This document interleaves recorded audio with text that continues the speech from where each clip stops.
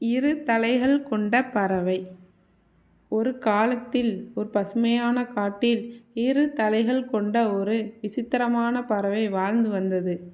ஒரு நாள் அந்த பறவை உணவு தேடி அலைந்தபோது ஒரு சுவையான பழத்தை கண்டது. அதன் ஒரு தலை முணுமுணுத்தது. ஆஹா, என்ன ஒரு பழம்! கடவுள் இதை எனக்காகவே அனுப்பி வைத்திருக்கிறார். நான் எவ்வளவு அதிர்ஷ்டசாலி என்று சொன்னது. இதை கேட்டதும் இரண்டாவது தலை, ஆ சகோதரா, அதை என்னிடம் கொடு, நானும் அந்த சுவையான பழத்தை ருசிக்கட்டும் என்று கேட்டது.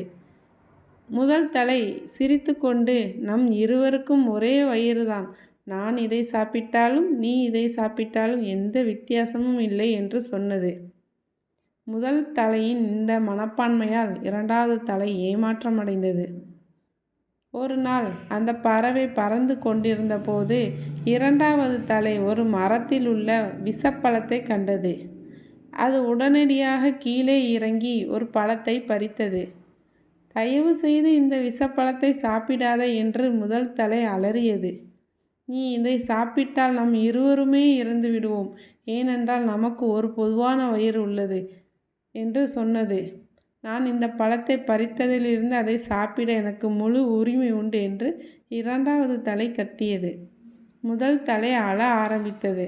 ஆனால் இரண்டாவது தலை அதை பற்றி கவலைப்படவில்லை. அது அந்த விஷப்பழத்தை சாப்பிட்டது. அதன் விளைவாக அவை இரண்டுமே இறந்துவிட்டன. நீதி: நல்ல விஷயங்களை மட்டுமே மற்றவர்களுடன் பகிர்ந்து கொள்ளுங்கள். கெட்ட விஷயங்களை பகிர்ந்து கொள்வது உங்களுக்கும் மற்றவர்களுக்கும் தீங்கு விளைவிக்கும். இந்த கதை உங்களுக்கு பிடித்திருந்தா லைக் பண்ணுங்கள், ஷேர் பண்ணுங்கள், மறக்காமல் நம்ம சேனலை சப்ஸ்கிரைப் பண்ணுங்கள்.